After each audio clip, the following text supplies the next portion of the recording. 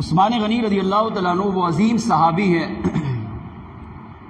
جن کی کوشش یہ ہوتی تھی کہ میں کسی نہ کسی طریقے سے اپنے آقا کو راضی کر سکوں. ساری زندگی یہ تمنا، یہ حسرت، یہ تڑپ دل میں ہوتی تھی کہ میرے آقا کسی خواہش کا اظہار کرے، کوئی تمنا بیان کرے، یا پتہ چل جائے کہ حضور کی خواہش اس کام میں یہ ہے. تو عثمان غنی رضی اللہ تعالیٰ عنہ تمام صحابہ میں سب سے بڑھ کر اپنے آقا علیہ الصلوۃ والسلام کی اس خواہش کو پورا فرماتے تھے، اور پورا کر کے اپنے آپ پر ناز کرتے تھے، شکر ادا کرتے تھے. اللہ تیرا شکر ہے تو نے مجھے اپنے نبی کی خواہش کو پورا کرنے کی توفیق عطا فرمائی ہے.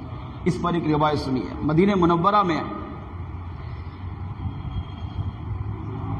صحابہ کرام علیہ مرضوان جب پہنچے، سرکار وہاں تشریف لے گئے، مسجد نبوی کی تعمیرات شروع ہوئی. تو ایک صحابی پانچوں وقت کی نماز مسجد میں بجماعت پڑھتے.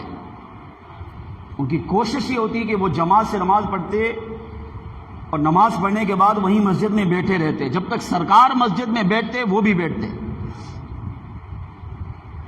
کچھ دن ان کے ایسے آئے کہ فجر کی نماز پڑھنے کے بعد جیسے ہی سرکار سلام پھیرتے یہ چلے جاتے، دعا نہیں مانگتے تھے. میرے آقا صلی اللہ تعالیٰ علیہ وسلم نے کچھ دن دیکھا کہ یہ فلاں صحابی فجر پڑھنے کے فوراً بعد چلے جاتے ہیں. ایک دن آئے، دوسری نماز میں آئے تو سرکار نے انہیں روکا اور بٹھایا. ارشاد فرمایا کہ کچھ دنوں سے میں دیکھ رہا ہوں تم فجر کی نماز پڑھتے ہی فوراً چلے جاتے ہو، کیا وجہ؟ دعا کیوں نہیں مانگتے؟ جبکہ پہلے تمہاری عادت یہ تھی کہ دعا بھی مانگتے تھے، بیٹھتے بھی تھے، ذکر و اذکار بھی کرتے تھے، قرآن کی تلاوت بھی کرتے تھے. تو اس صحابی نے آقا علیہ الصلوۃ والسلام کی بارگاہ میں عرض کی، یا رسول اللہ صلی اللہ تعالیٰ علیہ وسلم، میرے گھر کے برابر میں ایک منافق کا گھر ہے، جو بظاہر تو مسلمان تھا مگر اندر سے پلید تھا، ناپاک تھا، بدبخت تھا. اس کے گھر میں کھجور کا درخت ہے، اس کی شاخیں میرے گھر میں آتی ہیں، اور رات جب ہوا چلتی ہے تو کھجور ٹوٹ کر اپنی شاخوں سے گر کر میرے گھر میں پڑی ہوتی ہے.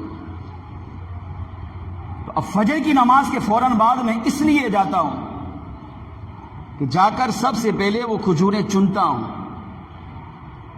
ان کو ٹوکری میں جمع کرتا ہوں، اور پھر اسی منافق یا دوسری روایت میں یہودی کا گھر تھا، اسی یہودی کے گھر میں جا کر دروازے پہ دستک دے کر وہی کھجوروں کی ٹوکری اسے واپس کرتا ہوں.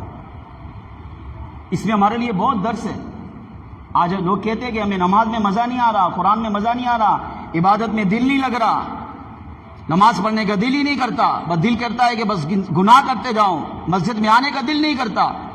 تو علماء نے لکھا اپنی خوراک پر غور کر. اگر تیری خوراک حلال مال کی ہوگی، جب حلال مال کھائے گا اور تیرے پیٹ میں جائے گا تو یہ حلال مال تجھے اندر سے منور کرے گا. اور جب تیرا دل منور ہوگا، تیرا سینہ اندر سے روشن ہوگا، تو پھر تیرا عبادت کی طرف دل بھی لگے گا، اور تیرا دل چاہے گا کہ میں مسجد میں جا کر اللہ کی عبادت کرتا رہوں. اور اگر تو حرام مال کما رہا ہے، حرام روزی کھا رہا ہے، حرام کے لقمے کھا کر بیوی بچوں کو کھلا رہا ہے، تو حرام مال کے کھانے سے تیرا دل سیاہ ہوگا، اندر تاریکی ہوگی، اور جب تو اندر سے گندا ہو جائے گا تو پھر تیرا دل دین سے دور ہو جائے گا.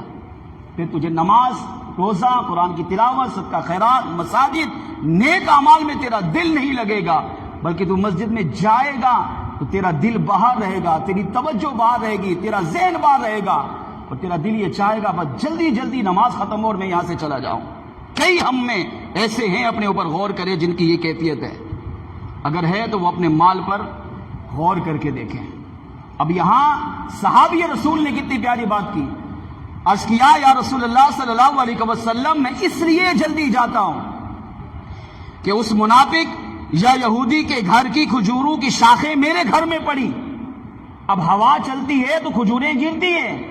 اب میں اگر تاخیر سے گیا تو ڈرتا ہوں کہ ایسا نہ ہو کہ میرے بچے اٹھ کر وہ کھجوریں کھا لیں. اور ان کھجوروں کا کھانا ہمارے لیے جائز نہیں ہے. اگر ایک کھجور بھی کھائیں گے تو یہ حرام کا لقمہ چلا جائے گا.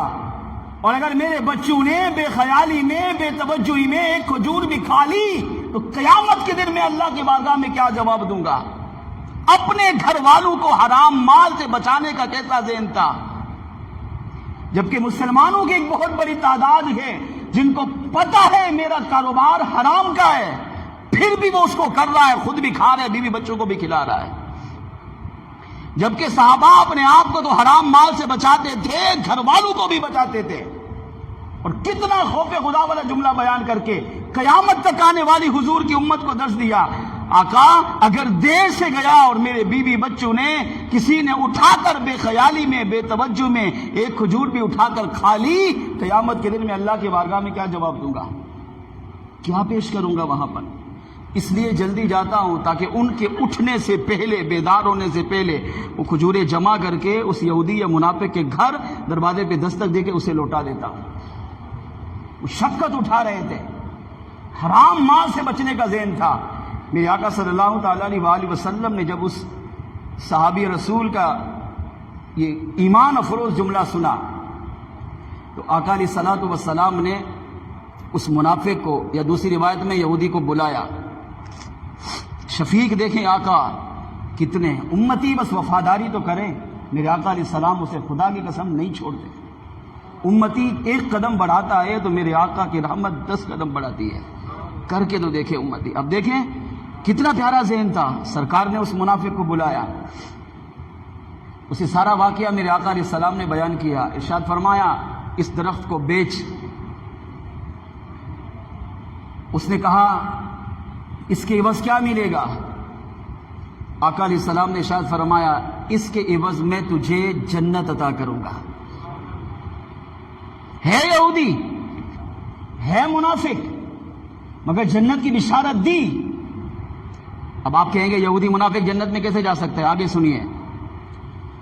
آقا علیہ السلام نے فرمایا جنت کی بشارت دیتا ہوں، اگر تو یہ دے گا اس کے بدلے جنت میں باغ بھی دوں گا اور تجھے جنت میں بھی داخل کروں گا.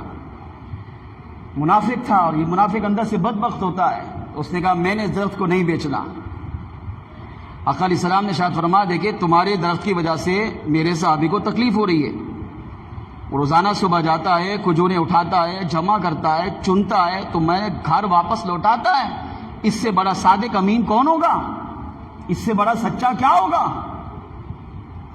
تو اسے تکلیف ہو رہی ہے اور اسے ڈر ہے کہ اگر تمہاری درخت کی گری ہوئی کھجوریں ان کے بچوں نے کھا لی تو وہ قیامت کے دن کیا منہ لے کر جائے گا، اللہ کو کیا جواب دے گا. وہ اللہ کی پیشی سے ڈرتا ہے. تو تم یہ درخت اسے بیچو اور تمہارے گھر لگا ہے، تم بھی اسی کوئی کھجوریں کھا لینا، یہ بھی کھا لے گا، لیکن مالک یہ بن جائے گا، تمہیں بھی اجازت دے دے گا، تم بھی کھاتے رہنا، تمہارے بیوی بچے بھی کھائیں گے، یہ بھی کھائے گا. مگر اس نے انکار کر دیا. اب اس سے بڑا انعام کیا ہوگا؟ جنت میں باغ اور جنت کی بشارت. مگر بدبخت تھا، اس نے کہا نہیں میں نہیں دوں گا. یہ چلا گیا یہاں سے. میرے آقا صلی اللہ تعالیٰ علیہ وآلہ وسلم کو تکلیف ہوئی، دکھ ہوا کہ اس نے میری بات نہیں مانی. اب یہ خبر سیدنا عثمان غنی رضی اللہ تعالیٰ عنہ تک پہنچی. آپ موجود نہیں تھے مگر یہ خبر عثمان غنی تک گئی کہ ایسے ایسے سارا واقعہ انہیں بتایا گیا. عثمان غنی رضی اللہ تعالیٰ عنہ فوراً اپنے گھر سے اٹھے، باہر نکلے اور اس منافق یا یہودی کے مکان پر گئے، دروازے پہ دستک دی. وہ باہر نکلا، اس نے کہا یہ اپنے کھجور کا درخت بیچو. اس نے کہا میں نہیں بیچوں گا. آپ نے فرمایا منہ مانگی قیمت دوں گا.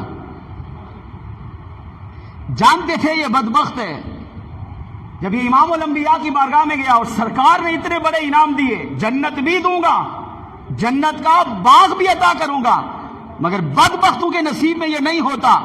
عثمان غنی رضی اللہ عنہ نے فرمایا کہ تو جو مانگے گا میں دوں گا، جو قیمت طے کرے گا وہ دوں گا. اس نے کہا جو مانگو گا آپ دیں گے؟ آپ نے ارشاد فرمایا ہاں دوں گا. منافق نے کہا اگر اس کی قیمت مجھے دینا چاہتے ہیں تو مدینے میں آپ کا جو فلاں باغ ہے وہ اس کی قیمت میں مجھے دے دو. عثمان غنی رضی اللہ تعالیٰ عنہ امیر ترین صحابی تھے اور مدینے میں سب سے بڑا اور سب سے مہنگا باغ آپ کا تھا، آج بھی موجود ہے.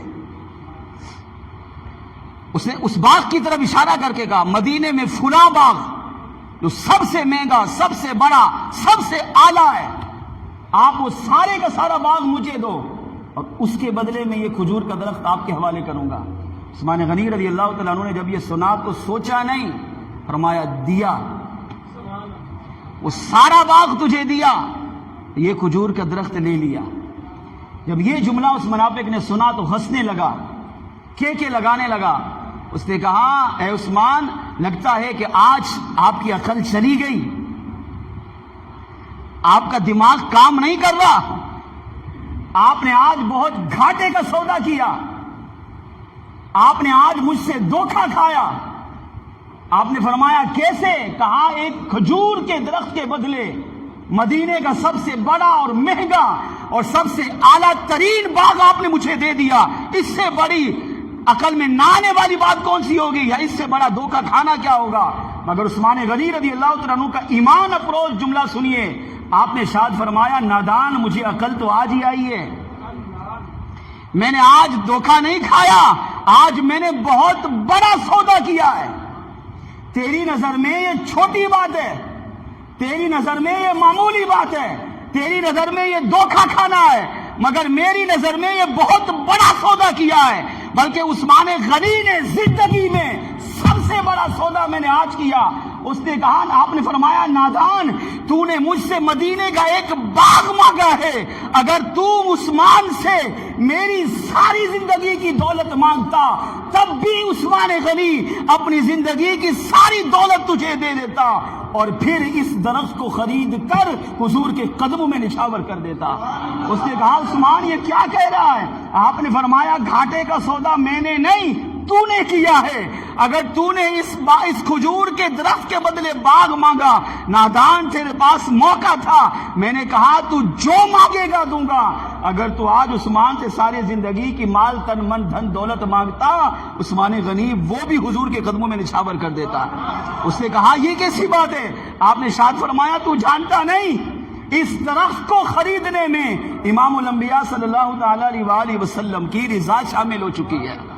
سرکار نے تجھے بلایا، سرکار نے تجھے جنت کی ضمانت دی، جنت میں باغ کا وعدہ کیا، مگر تو بدبخت تھا، تو منافق تھا، تجھے جنت میں جانے کی ضرورت نہیں تھی، تو نے امام الانبیاء کا سودا ٹھکرایا، میرے آقا علیہ السلام کو تکلیف پہنچی۔